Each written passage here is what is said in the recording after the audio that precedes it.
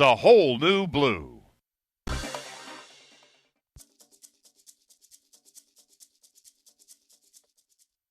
Broadcasting live from the KSHP studios in the heart of Las Vegas, Nevada. It's time to get on the right side of sports betting. It's time for the Odds Couple. Welcome to the Odds Couple on KSHP AM 1400 Radio, right here, beautiful Las Vegas, Nevada. Simulcast on Vegas Video Network. We're live and worldwide. My name is Scott Pritchard. I'm a professional sports bettor handicapper featured on VegasInsider.com, also my own site, Pritchard'sPicks.com. And effective this week, former NBA referee Tim Donahue reached out to me. He has a sports betting website. I am now one of the featured handicappers on his site. Check that out at refpicks.com. I'm joined, as always, by a very good friend, general manager here at KSHP AM 1400 Radio in Las Vegas, Brett Grant. Happy Wednesday. It's a happy update to you. And let me turn my microphone on. That would probably help, wouldn't it? Hey, happy update to you there, Scott. How you doing? Doing great. Not only am I that, I'm also apparently in charge of the board, and I don't know what I'm doing. Too many responsibilities. Exactly. It's not enough to get your insight on sports. You have to run the control board as well. I was enamored by the sunshine today, and I had to check what the weather was going to be. And it's not quite a Chamber of Commerce day. It's going to be a little cool today in Las Vegas. But always something to wager on, and always a great day in Las Vegas from a sports or gambling perspective. We're going to get started with What Say You? Tracy McGrady. Boy, talk about a blast from the past. This guy was a star in the National Basketball Association for years, was a very good player for the Houston Rockets. I believe he's 33 years old. He tried out for the San Antonio Spurs this past summer. They said thanks, but no thanks. He went over to China, played in their basketball league, had a good year, 56% shooting for the entire season, 25 points per game. He was just signed by the San Antonio Spurs. I feel that this is a good move for the Spurs. What say you? Well, you know, they got rid of Steven Jackson, so obviously this is the roster spot they had a hole in to go out and fill, and then go out and bring in Tracy McGrady, T-Mac as he was. He averaged, 5 points a game in 16 minutes a year ago in Atlanta. In Chinese basketball, he was 25 points a game in China, came back. So apparently he's got his game back confidence-wise. The issue might be, can Greg Popovich get him into and integrated into that system to be effective? McGrady's a guy with an ego. He's used to being a star, used to having the ball, and that's not what San Antonio needs. They need a steady influence off the bench to help with their depth because they've got injury issues. They got a hole to fill. Getting a grizzled veteran, I like that idea. But McGrady's got to be sold on his role, and if he's not able to acclimate to his role, then it could be a disaster. The reason that Steven Jackson, a proven winner, was let go was because of personality issues or just a lot of negativity, some attitude problems with that team. So I guess the question is, knowing that Tracy McGrady in the past has been a very good player in the National Basketball Association, I guess it has to do with, will he be a good fit for this team? And the other thing is this the time of year where you want to be messing with the parts of your team? Well, I think if I'm Tony Parker and I'm Tim Duncan, I love the move because you're getting me an established guy who can come off the bench and take over a game if he needs to. So I love the fact they went out and got somebody, not some journeyman. They got a guy who can be a legitimate star to help them. So I think he'll be welcomed into the team, and Mac seems to be very excited about it. He said, whatever happens, I'm glad to be a part of it. It's something I've never experienced before, being with the best. So he knows he's being done a huge favor. And if McGrady does things the right way, it could lead him to a big contract next year somewhere else, if not in San Antonio. When he played for Toronto, when he played for Houston, he was the man. So, I mean, he was the leader. He was the star player. So now they're just asking him to be a role player. So all indications are he's good with it. The Spurs obviously are good with it. Time will tell if this will gel. I think it's a good move from the standpoint of they needed an infusion of some talent. Because they're struggling. They can't win road games right now. They've had a lot of injury issues. So Jackson gone. Diaw's been banged up. Ginobili's not going to be around for at least the first series. Parker's still a little banged up. And I think if McGrady is healthy, it gives him a lot of depth. It's going to help. Now, how many minutes will he get? How's that going to work into the rotation? That's up to Greg Popovich to figure out. We're talking NBA basketball on the Odds Couple, KSHP AM 1400 radio, simulcast on Vegas Video Network, live and worldwide. Scott Pritchard, Pritchard's Picks, alongside Brett Grant. Let's talk about today is the last day of the regular season. A lot to be decided. A lot is undecided at this point. It's going to be very exciting. First of all, let's talk about the Western Conference. We know that the Oklahoma City Thunder, they're seeded 1. Kevin Durant is going to pass and defer to Carmelo Anthony, basically giving him the crown as the leading scorer in all of basketball. I think it's the right move for Durant, knowing that they've solidified the top seed. It's about getting a little bit of rest before they start the playoffs this weekend. I don't think the scoring title means nearly as much as it did 15 years ago, 10 years ago, even 5 years ago. Who cares? I really don't. It's all about winning the championship. It's about holding that trophy up at the end of the year. And individual awards are nice, but it doesn't mean anything. Well, let's take a look at it just seems like yesterday. It's been 4, 5, 6 months, I guess, since November 1st when we had the first opening night for NBA basketball for this current season, where the Lakers were considered to be one of the favorites with Oklahoma City to not only win the West but potentially win it all. And I remember opening night they took on the Dallas Mavericks in L.A. and lost. The next night they went to Portland and lost. And they, at this late date, based on lack of chemistry issues, if they win, they're in. Anything can happen once you're in. In fact, if they win, it's reasonable they'll be the 7th seed in the Western Conference. They're taking on the Houston Rockets tonight. Now, the Rockets have lost 3 of their last 5 games, and ATS against the spread, the Rockets are just 1-4. But this game, very important to both of these teams. Yeah, well, the Rockets are in regardless. So the only way Utah gets in is if the Lakers lose and Utah wins, then Utah takes that number 8 spot. But if the Lakers win tonight versus Houston, they are the 7th seed. There's no doubt about it. So the interesting thing is the Lakers will not be the 8th seed. They will be either out of the playoffs or the 7th seed, which means if they win, they play the San Antonio Spurs and not the Houston Rockets. So the great gyrations that Greg Popovich was trying to create to play Houston, it can't happen now. Unless Houston wins tonight, then it can be that spot. But the Lakers, if they win, they're the 7th seed because they had the tiebreaker on Houston. If they lose, they could be out of the playoffs if the Jazz win. Well, the Lakers have I guess the Lakers can be in if Utah loses tonight. Right. Okay. But chances are, in Utah, they're on the road taking on Memphis, and the Grizzlies are favored by 4.5. We'll talk about that a little bit later. But I do want to echo what you said, but also talk about how Greg Popovich, I think with the Spurs, they want to play the Lakers. They want to play Houston because it's a short road trip. I don't really think they care if it's 7 or 8 seed. But the Lakers, initially maybe you wanted to avoid the Lakers, but all bets were off once Kobe Bryant went down. So now if you can catch the Lakers, an average team without their star player, bring it on. If I'm a Spurs fan, and I am, I'd love to play the Lakers in the first round. That's a good point. You're right, because they're going to be wounded. And we talked about yesterday, that emotional lift that they came together and played very, very well in their last game, their first game without Kobe Bryant. My guess is they will still play pretty well tonight to get into the postseason. And then after that, I think you'll start to see the absence of Kobe taking on greater significance for the Lakers. I want to expand on that point, Brett, because in having a conversation with Tim Donaghy, former NBA official from 1994 to 2007, he told me specifically, as far as what he does from a sports betting standpoint, one of his 5 tips is to never bet against a team that has fired their coach, because more times than not when a coach is fired, it's because the players wanted him out. So even if you have an average team and you let the coach go, those players, and I see it in football. I remember just a couple of years ago, the Minnesota Vikings fired their coach, and they were a 14-point dog against the Eagles. They won the game straight up. Your players, and even when Sacramento Kings fired Paul Westphal a couple of years ago, Keith Smart, the coach, they played like they were on fire. Right. And so in this case, looking at the Lakers, yes, Kobe Bryant out. Their first game back, because all we ever hear about with the Lakers is Kobe. So if you're playing for the Lakers, you're probably tired of hearing about it. It's like, hey, we're professional basketball players. Let us show the world what we can do without Kobe.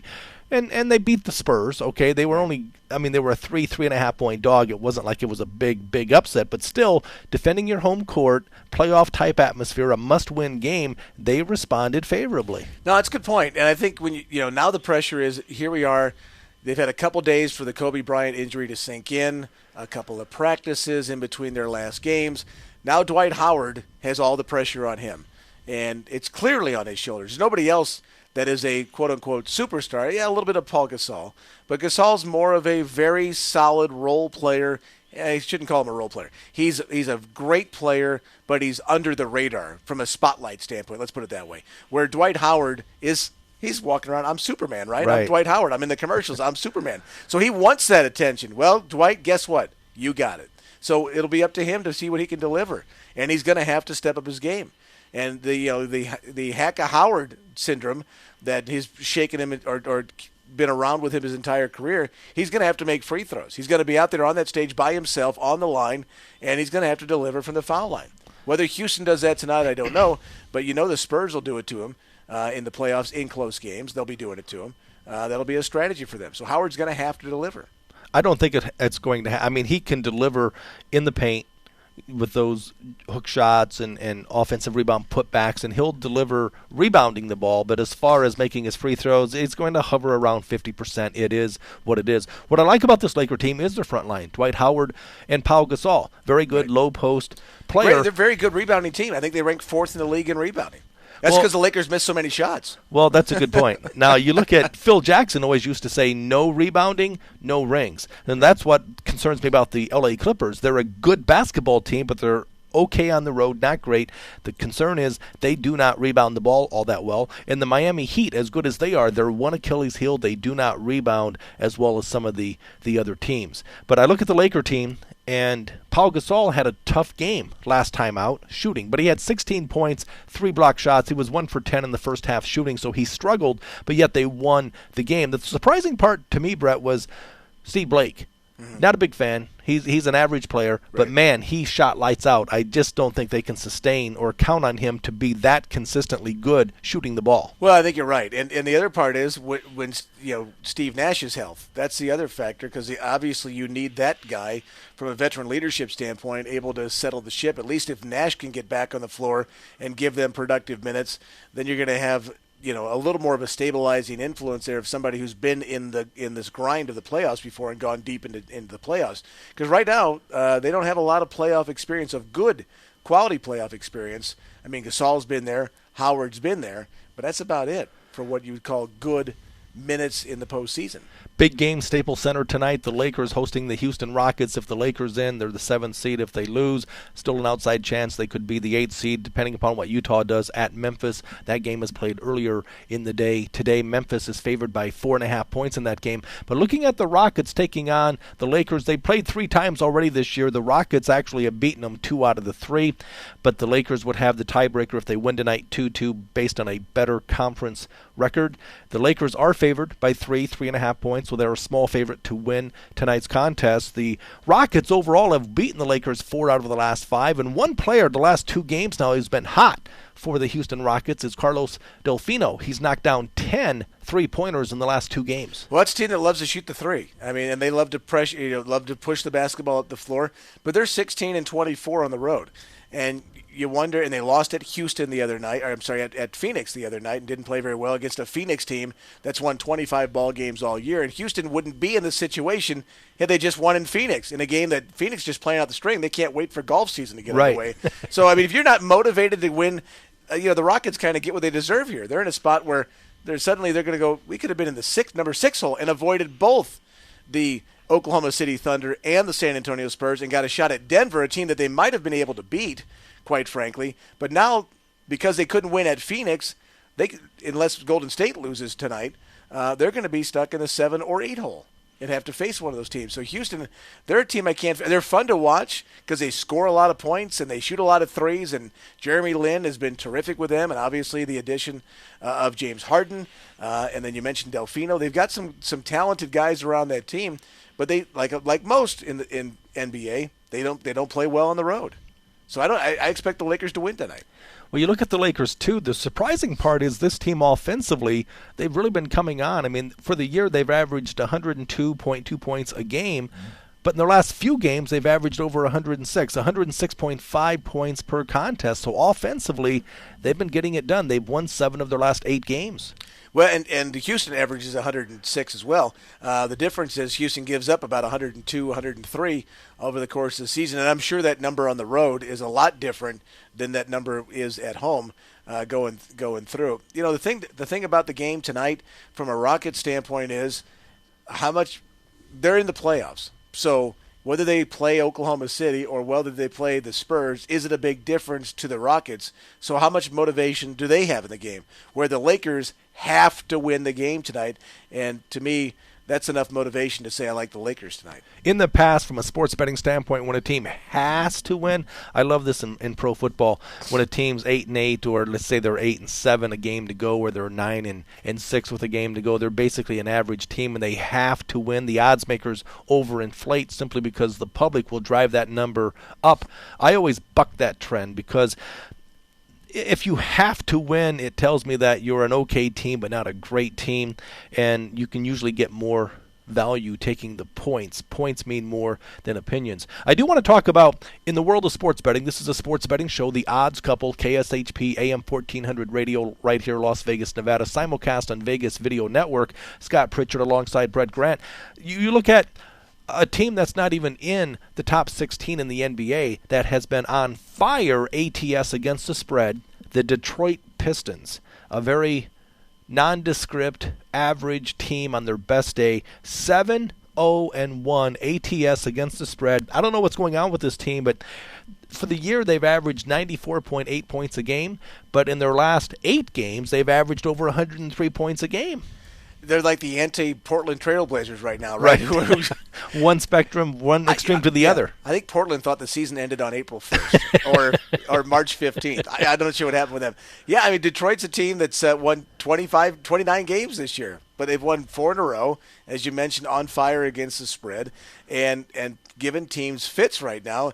And sometimes teams, once they get that pressure off, and I'm not sure what's going on in that regard, but they've been playing well. They beat Philadelphia by 8 the other night. They play the Nets tonight. The Nets are solidly entrenched where they're going to be postseason-wise, right? So it wouldn't shock you to see them play the Nets pretty tough tonight in that spot, because the Nets are going to be the 4 seed no matter what. So the question is, how many players from the Nets are going to play tonight? And Detroit, a young ball club, playing hard down the stretch. So whatever the message was the coaching staff gave them down the stretch to play well, I'm sure management said, don't play well, better draft pick for us. What are we doing? Why didn't we play like this in December? But yeah, I'm not sure where it all came from for them. Lakers Rockets tonight. Lakers small favorite. Steve Nash out again. Does it matter? Probably not, because Steve Blake played so well the other day, and I think Steve Blake short term can probably deliver and continue to do that kind of stuff for them short term. So I don't think it's a big difference tonight necessarily. But I think in the playoffs, you need Steve Nash in the playoffs to have a chance to win a game or two. We do field live chat questions, odds couple. I mean, we also have the studio line open if you want to dial in. 702-221-7283. That's 702-221-7283. Scott Pritchard alongside Brett Grant. And we're talking about, I want to segue now and talk a little bit about a famous broadcaster, loved by many, passed away, age 82, Pat Summerall, who his broadcast partners, Tom Brookshire back in the day, John Madden, and he last broadcast a game, I believe it was 2002, Pat Summerall, but the consummate professional, loved by everyone. If I'm not mistaken, I think he was involved in 16 Super Bowls from a broadcasting standpoint. The world will miss Pat Summerall. Well, he was a guy, when you grow up where I did in St. Louis, and you watched or anywhere, and you're watching the NFL, and Pat Summerall was doing your game, which, as a Cardinal fan in football, wasn't very often. It meant it was the biggest game of the week. It was just that simple. When you had Summerall and Brookshire, and then Summerall and Madden, you knew you got the best game that day. And a lot of times it was the Cowboys versus the Redskins or something like that.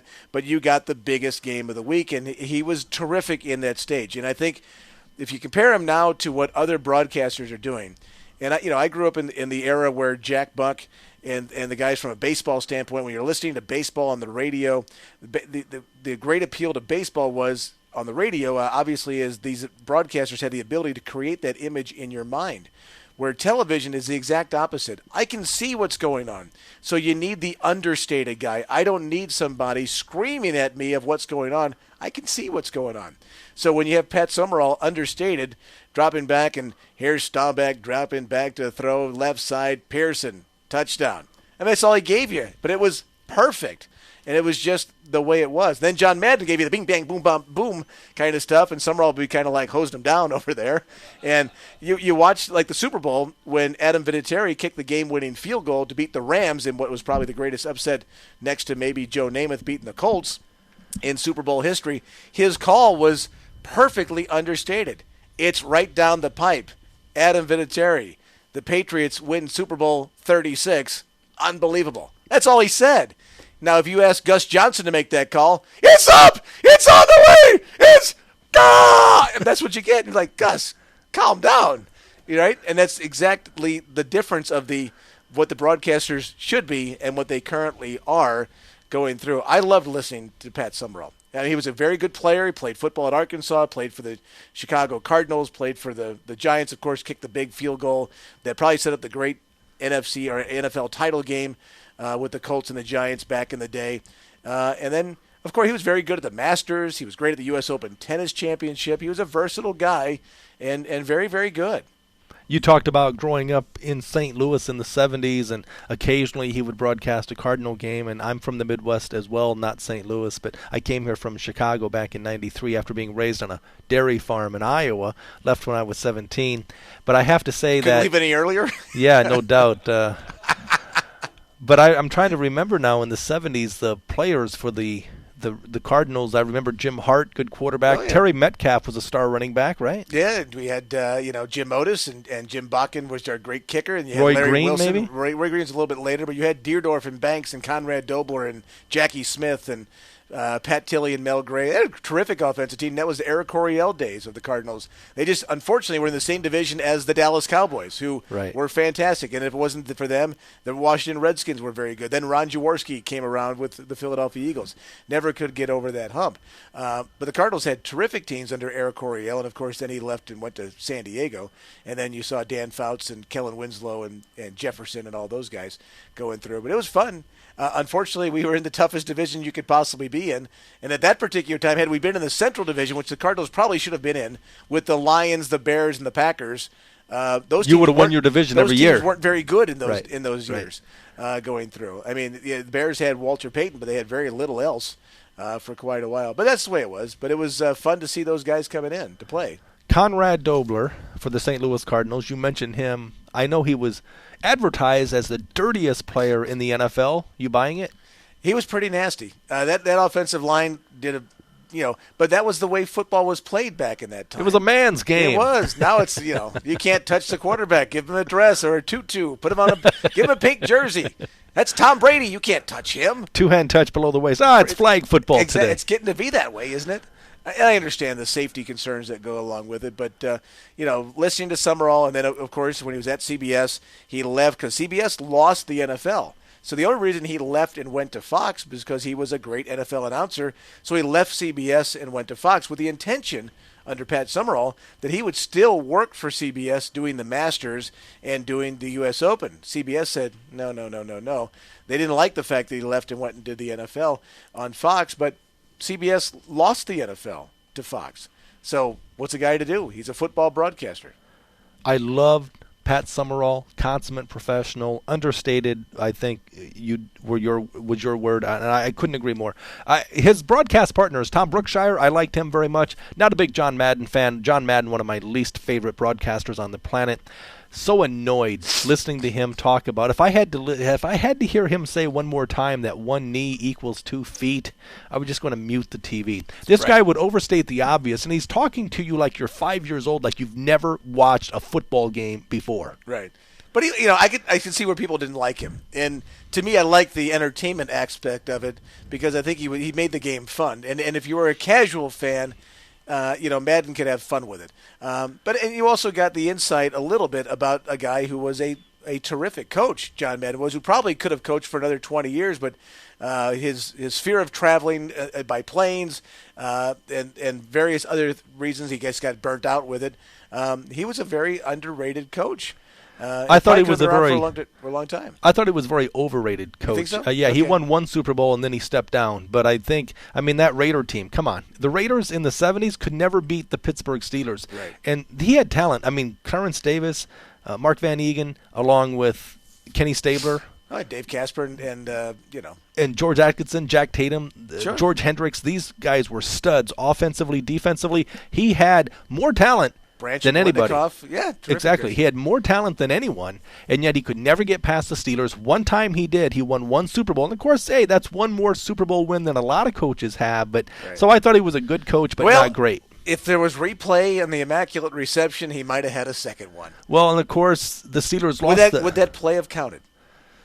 In today's NFL. How is it that we don't have a clear? Asking. Well, how is it we don't actually have a clear videotape of the Immaculate Reception back in 71, 72 when the Steelers played the Raiders? Right. It was the first round playoff game. It wasn't like it was the AFC Conference Championship game. Right. So who's to say had the Raiders won that they would have won the next week before going to the Super Bowl? Right. My bet would be no, because I believe the Dolphins were dominating the NFL during that time, early 70s. Yeah, that was Don Shula's. Right. Years. That's a good point. Right. But there never really is a great, perfect view of that. So you can't dispute the call. I just wonder if it had happened today. I'm sure it wouldn't have counted. I look at Chuck Noll, and Chuck Noll was never a media darling. He was not all that popular. I love Chuck Noll because he kind of reminds me of Greg Popovich. He never referred to Franco Harris as Franco Harris. He referred to him as number 32. Right. Because to him, you're just a number. The organization, the Steelers, bigger than you as an individual player. And Chuck Noll kicked John Madden's butt each and every time they played. No, and the Steelers obviously had a terrific team with that steel curtain defense and then their ability to run the football, and Bradshaw managed the games beautifully. And people talk about a guy who doesn't get enough credit is Terry Bradshaw. When it comes to the great quarterbacks of all time, there aren't too many guys with more rings than Terry Bradshaw. And you're saying, well, there's a reason why he has the rings. He was certainly a great general when it came to leading his team. And if they wanted to throw, he could certainly chuck it as well as anybody could. But that wasn't what the Steelers did. They were a ball control team. They had a great running back. They had a great defense. So their quarterback didn't have to be this guy that was out throwing the ball like crazy, like a Dan Marino type or somebody like that back in the day. Well, Terry Bradshaw, number one pick of the Pittsburgh Steelers back in '69, I believe, from Louisiana Tech, he really struggled early. It's when they started building the team with Jack Lambert, Jack Ham, Andy Russell, Dick Anderson on defense, and then, of course, Rocky Bleier, along with Franco Harris, Lynn Swann, John Stallworth, all these guys, Benny Cunningham, and they're a very good offensive line. Mike Webster was their starting center. Green and all the other guys on the defensive line, obviously. Ernie Holmes, L.C. Greenwood, the Steel Curtain. So this team, I believe it was 74 when they knocked off the Minnesota Vikings 16-6. But Chuck Foreman and Fran Tarkington, led by Bud Grant, another great coach, Bud Grant. That had a tough time winning. They never won the Super Bowl. Well, he could never get his guy to run the right direction. Yeah, that was Jim Marshall. Jim, we're going this way. He scored a touchdown going the wrong way. Marshall, they called him, I think.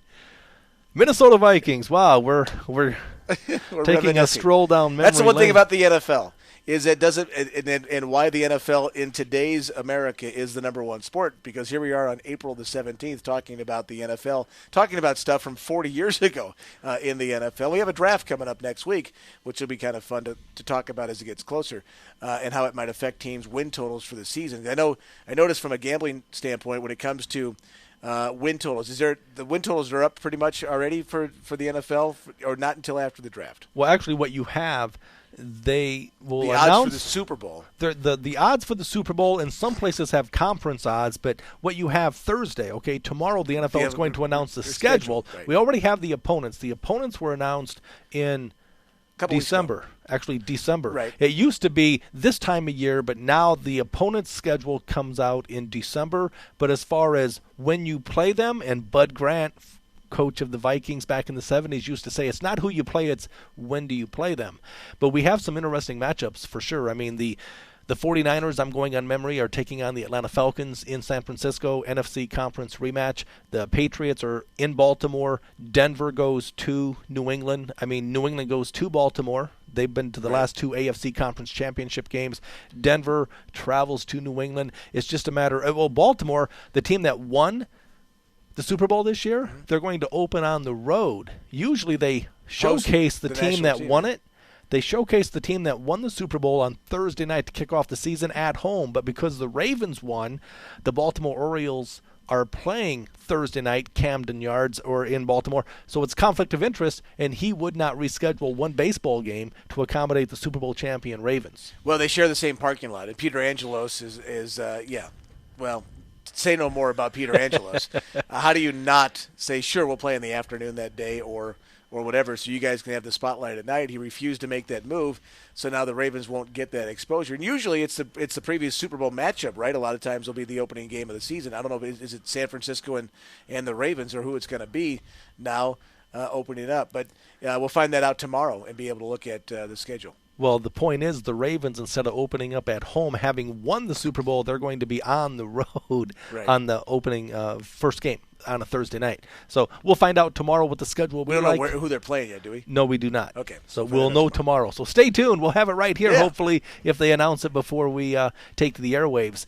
We're going to go now with Spin to Win. Bring in the wheel. Spin to Win. This is about, we're focusing in on one game, one time. The Memphis Grizzlies are at home, and they're taking on the Utah Jazz. Memphis favored by 4.5. This is the last game of the regular season, but we do this Spin to Win because successful sports bettors know that you always bet and you think with your head as opposed to your heart. Emotions cloud judgment. So I'm going to spin to win, and whatever team it lands on, I am forced to argue why this team would be a good bet ATS against the spread. Brett automatically has to take the opposite side. The idea here is you should be able to make an argument and understand why the point spread is there. The sports books put the point spread there to present a 50-50 proposition. They take 10% of the losses. Let's see what we have. The Memphis Grizzlies hosting the Utah Jazz. I guess I have the Memphis Grizzlies. I'll take it. I love teams that play defense. I'm not a big favorite guy. I generally take the points. In this case, though, the Memphis Grizzlies minus 4.5. It seems a bit cheap. I think the Utah Jazz, as good as they are, they're getting too much respect because I've often said you can stop the music, but you can't stop the Jazz. You can stop the Jazz when they're on the road. They 11-12 wins all year on the road, 28-29 losses on the road. They're a good home team. They struggle on the road. Memphis Grizzlies, they play great, tenacious half-court defense. This team is built for the postseason because it's a knockdown, drag-out half-court set. They love to play in mud. Zach Randolph is a stud. He's the number one guy offensive rebounding in the league. Mark Gasol, very good player. I love Mike Connolly, the lefty. Bayless is a good guard coming off the bench. This is a talented team, and who can forget Tony Allen, their defensive stalwart. So the Memphis Grizzlies at home, minus the 4.5. It's cheap.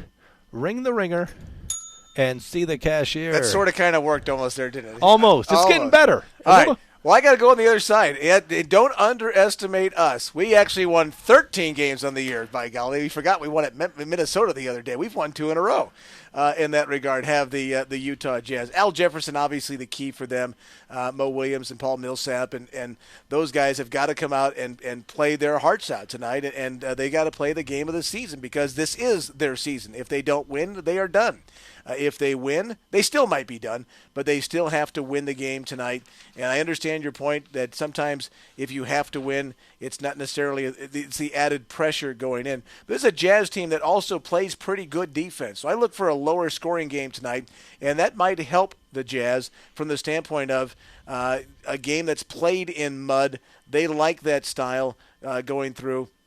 And I think it might be an advantage for them as well because of the fact they don't have to worry about chasing. They're a very good half-court set offensive team, and we know Memphis takes their time as well on the offensive end of the floor. So I look for a lower-scoring game, and when usually a lower-scoring game also means a closer game. And I think the Jazz will be in there late in that game with a chance to win it. So I'll take the points with the Utah Jazz. These two teams, Utah, Memphis, they mirror one another, don't they? They do a lot. Very similar. I think you're right. And there aren't a lot of teams in the Western Conference that hold the opponents below 100 points. Well, the Jazz and the Grizzlies are two of those. I think there's only 4 or 5 teams that do it. They're 2 of the 5 that do it in that spot. And obviously, they're not great in any one aspect. They're 13th overall in scoring. They're 15th in rebounds. They're 13th in assists. They're 16th in points allowed. They're a middle-of-the-road team. But they're capable of rising up and winning a game they need to win it. Now, Memphis is a little motivated still. They're same record as the Clippers tonight. So if Memphis wins, they could move up a slot on the Clippers and get home court advantage. Otherwise, they're going to be in that 5 hole and have to play on the road. So it's an important game as well for Memphis. It's a very important game for the Grizzlies, and they do play early. The concern you have here with Memphis, their bench, they just don't have a bench. I love their coach. I love their starting 5. I like the fact that they play defense. Utah, same thing. They bring it every night. They just struggle on the road. And I guess when you get away from Salt Lake City where you have the high elevation, thin air, high altitude, I mean, it bodes well at home, but it adversely affects your lungs and your team when you're on the road. Well, plus you're in Memphis. Everybody smokes in Memphis. It's just maybe that's it. It's an unhealthy city. You're listening to The Odds Couple on KSHP AM 1400 Radio, beautiful Las Vegas, Nevada. My name is Scott Pritchard, Pritchard'sPicks.com, alongside Brett Grant. This show is simulcast Monday through Friday from 10 a to 11 a Las Vegas time on Vegas Video Network. That's right, we're live and worldwide. We're going to take a break. We'll come right back. Stay tuned. Have you ever thought you should be on the radio? Or have you considered doing an online video show or podcast? If so, now is your only chance to do both at the same time. KSHP and the Vegas Video Network have teamed up to provide the only multi-camera broadcast quality video and live radio simulcast in Las Vegas. And instead of having your show played at some ungodly hour, the KSHP Vegas Video Network partnership is producing shows that play from 10 a.m. to 3 p.m. Monday through Friday. Imagine having your own radio show broadcasting to the entire Las Vegas Valley, and combine that with an online presence that is viewed in all 50 states and 150 countries, both live and on demand. This is a first and an outstanding opportunity to give voice to your business, your ideas, and your talent. If you'd like your own show on KSHP and the Vegas Video Network, contact us today at 221-1200. That's 221-1200. Welcome back to The Odds Couple on the world-famous Vegas Video Network, simulcast on KSHP AM 1400 Radio. Keep those live chat questions coming. Also, the studio line is 702-221-7283 if you want to talk sports, namely sports betting, 702-221-7283. Also, reach out to us. Email us at oddscouple@vegasvideonetwork.com. That's oddscouple@vegasvideonetwork.com. Also, we would love for your voice to be on our show. Simply go to our site, Vegas Video Network. On the right-hand side, there is a red bar. Click there. In the middle of the page, a green bar. Hit Start Recording. I mentioned live chat questions earlier.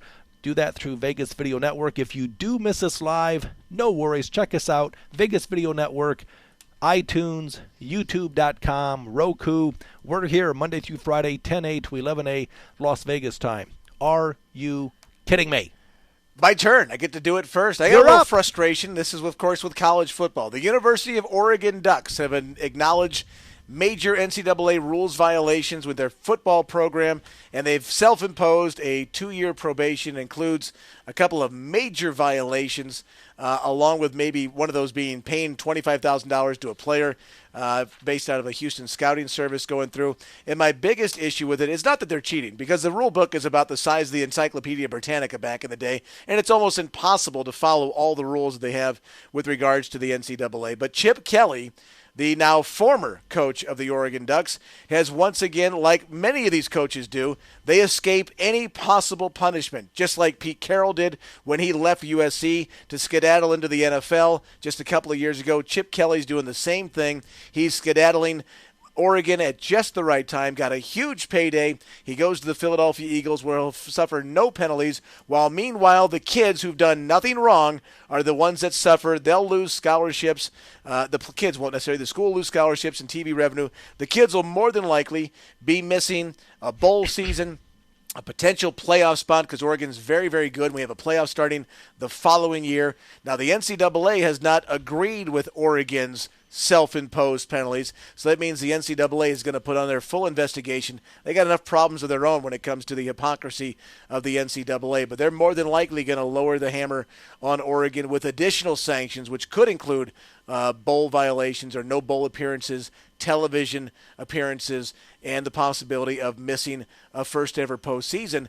And again, the thing that bothers me the most about this is these coaches, whether it's guys like Kelvin Sampson at Oklahoma or Pete Carroll a couple of years ago, and now Chip Kelly, they leave at just the right time where these kids are left holding the bag. Are you kidding me, to these adults? And these kids have committed to the university, and the coach in recruiting had a lot to do with it. But like comedy, timing is everything. That's a good point. They knew that the knock on the door was bad news, and it was time for them to get out. And we thought Chip Kelly wasn't going to take the job initially with Philadelphia, and then I guess he might have got some more information going, Chip, you better take the job. Better go now. That was the time to go. Good time to go. You know, some of these coaches, I mean, I admire and respect most of them, but I think some coaches at the highest level are a little bit in denial, a little bit out of touch with reality. I remember the former UConn basketball coach, Jim Calhoun, one of my favorite people, one of my favorite coaches. But when they were popped with big-time sanctions, NCAA infractions for cheating, he called the news conference. And Jim Calhoun, in his news conference, said, listen, I might have broken a few rules, but I did not cheat. Are you kidding me? I tried that with my teacher in 6th grade. Didn't work. I remember when UConn won the national championship when they had Thabit, the big center, and where they played Purdue in one of the regional semifinal games in Phoenix, and Missouri beat John Calipari and Tyreek Evans' Memphis Tigers. And we were at that game as a Missouri fan. I went down to Phoenix, took my sons down to watch the game. So the first game was over, and the way the arenas, if you've never been to an NCAA tournament game, when the first game's over, all the fans from the first game pretty much leave. And all the fans for the second game go, hey, look at all the open seats down there. We're rushing down. So we went down and we sat maybe 5-6 rows off the court watching the game. And here come the UConn kids about halftime out of their press conferences and out of the locker rooms getting cleaned up, and they're saying hi to their families and girlfriends. And here comes Hakeem Thabit, who's like 9 feet tall. And my kids are midgets. And I'm looking at him and realizing he's a poor college kid, right? He's a kid who I think came from Africa to play college basketball at UConn. And he had, I've got a job. I make good money. I own the radio station, right? I do all right. He's got the most expensive pair of earrings I've ever seen in my life in his ears. And I'm thinking, I wonder who paid for those. And, back in the in the 1980s when Illinois, the Flying Illini, Kenny Norman and the Illini went to the Final Four in 1989. I remember I went to college in Illinois as well, and we were traveling to the University of Illinois to see some friends. And I remember at a gas station. I stopped at a gas station getting gas in my car, and I'm 21 years old. And here comes a member of the Illinois basketball team. Not going to say who it was. It wasn't Kenny Norman from West Aurora High School, by the way. Right on, right. But it was somebody else on that team driving a $70,000 Mercedes-Benz. You're going, nice. Yeah, and this was an 89. We're both taking chemistry classes. Right? So cheating's been going on forever.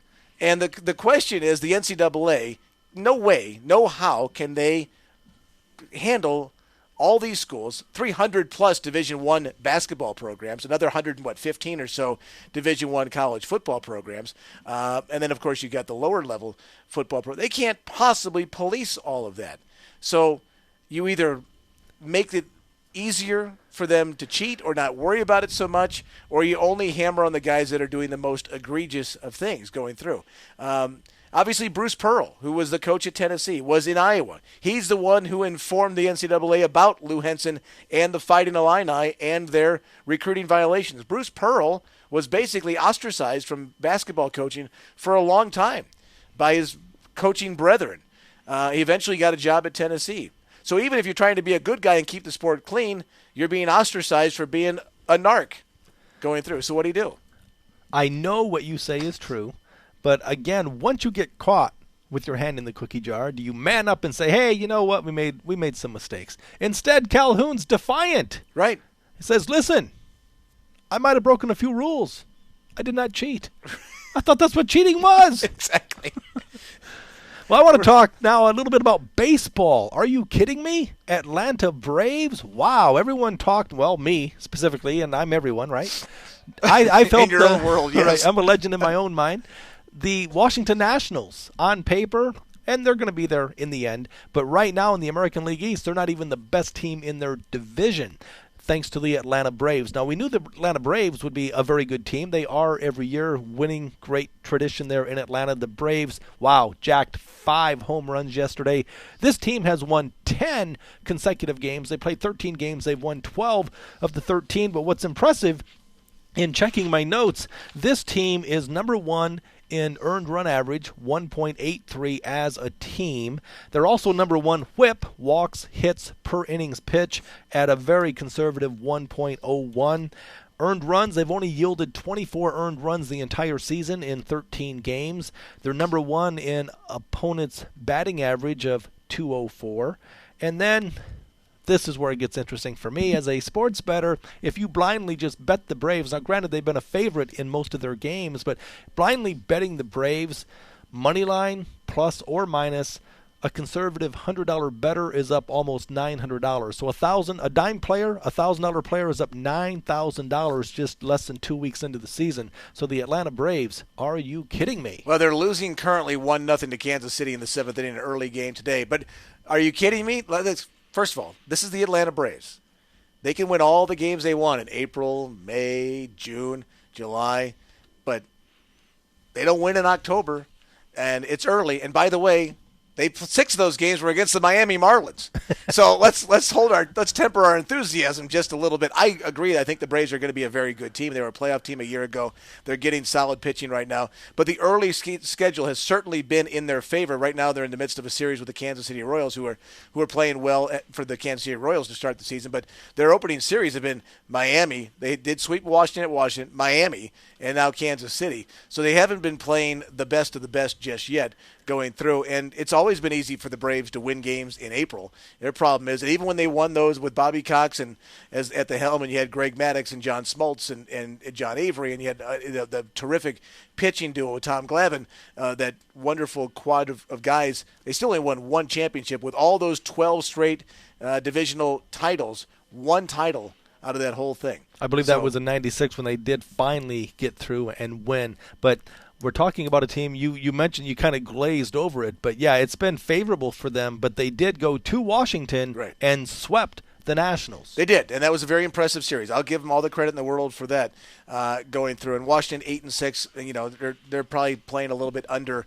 where we expect them to be right now in the season because a couple of guys aren't hitting. I mean, Bryce Harper's having a great start to his season, but Ryan Zimmerman really not hitting well. The powerful third baseman for the Nationals hasn't really started yet. And you would expect the Uptons to come through and get it started. They did lose Freddie Freeman to an injury. He's on the disabled list. But obviously they're getting great help in other spots going through. Hayward's been terrific for them. They're getting their great pitching going through. I want to see what they do when they face the teams that we expect to be good. Let's play the Giants. Let's play the Cardinals. Let's play the Dodgers. Let's play the Reds. Let's see how we do in those series. That's what I love about baseball is generally the better team is rewarded because you play over the course of 162 games. If you haven't figured it out by then, it's like Major League Baseball, though, sees it differently. It's like, okay, we'll play 162 games, and then if we have a tie, we'll play a 1-game playoff, one and done. It's like, wow, let's be in a hurry all of a sudden. And then you'll have a controversial call, like an infield fly rule, 40 yards behind infield last year. That was called the infield fly rule, and the Braves lose the game to the Cardinals. Now, as a Cardinal fan, I thought it was a terrific call by the umpire, but that's beside the point. No question that Pete Cosmos camped under that ball for a long time. That was a very ordinary play, wasn't it? That's all it is. The people seem to think when it comes to the infield fly, which is about as confusing as the tuck rule was in in football. The infield fly rule is, and it doesn't have to be, the ball doesn't have to be on the infield. So. We've talked about the Atlanta Braves in the National League, the fact that they're off to a very good start, 12-1, 10 consecutive wins, first in so many categories. But let's slide on over and talk about the American League, the Oakland A's. When you think of Oakland, we know it's a pitcher-friendly park, so much foul territory that it lends itself, it's a pitcher-friendly park. Yet the A's, 15 games, 12 of their 15 games have gone Red Rover, over the closing totals. Right. The Oakland A's are number one in baseball, 20 home runs. They're first in doubles and total bases. Are you kidding me? No, they've been terrific. And when you look at what they've been doing, the way they've been doing it, I've been very impressed. Seth Smith's been terrific. Lowry. I mean, how many people have I don't think of Jed Lowry as a power-hitting guy, especially as my shortstop. He's batting cleanup for this team. I mean, Donaldson and Reddick and Young and Jaso at the top of the order, they've been just terrific, and they're getting great pitching. Although today Bartolo Colon is back.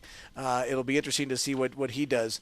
But he's pitched already earlier this year. But he's one of those guys that had the 50-game suspension for steroids, and we all went, duh. But the A's have been great, and everybody had a lot of pressure on the Angels, of course, and the Rangers still. But the A's, they're a fun team to watch. We're having a great time on the Odds Couple, KSHP AM 1400 Radio, Las Vegas, Nevada, simulcast on Vegas Video Network. Scott Pritchard, Pritchard'sPicks.com, alongside Brett Grant, GM here at the radio station. This is the part of the show where we put money into your pocket as Brett and I put you on the right side.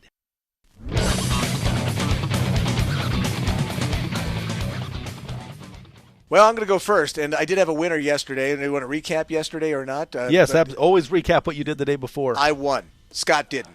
That's all that matters. On second thought. Exactly. We had I gave out the over in the Brewers and Giants game. It went flying over the total, and we were very happy about the fact that game went over. Today I'm going to give you the late game. So everybody's got plenty of time to go out and find the game. Padres and Dodgers, a 7-10 start. Clayton Kershaw on the mound today. He's 2-1 on the year, an ERA of 1.16. Take on Ross for the Padres. The interesting thing about this particular thing, Tyson Ross, I should say, the Padres have won 4 games this year. 4. 3 of them. How did they win 4? 3 of them against the Dodgers. That's surprising. 3 of them against the Dodgers. Although they're not going to win tonight. Clayton Kershaw is the one guy in that Dodger rotation, the one guy on the Dodgers. Of any of the 25 guys in the rotation, who do I trust? I put my trust in Clayton Kershaw. So he's a huge favorite tonight, but I'm going to take the run line. This is a Dodger win, 5-0, 5-1. 4-1. I don't see the Padres, who've been swinging the bats very well against the Dodgers, had a big day yesterday and the day before, scoring lots of runs. I don't see that happening tonight. Kershaw shuts them down. Dodgers avoid the sweep to the lowly Padres and win by more than 2 runs tonight. 2 or more runs tonight. You heard it here first on KSHP AM 1400 Radio and Vegas Video Network. My right side, before we get to it, well, Brett already spoiled it. I mean, yeah, I lost yesterday. Been having a very good baseball season, but yesterday my total fell out. I liked under 10.5. It wasn't close. It went extra innings and lost, but it would have, I was toast in the 6th inning. So it happens. Today's a new day. I like a baseball game on the West Coast. Seattle Mariners hosting the Detroit Tigers. Interesting pitching matchup here. Scherzer for the Tigers, strikeout pitcher, taking on the star, man. I love this guy, Hernandez. His ERA, actually his whip is 1.16, but Scherzer is right there at 1.18. So these guys are the real deal when it comes to big-time pitching. The concern for the Tigers, their bullpen, but I look at the total for this game, it's 7, okay? I really see value. You have to shade the under with some extra juice, 15 cents, 20 cents, but my right side, Tigers-Mariners tonight, under the 7. Ring the ringer.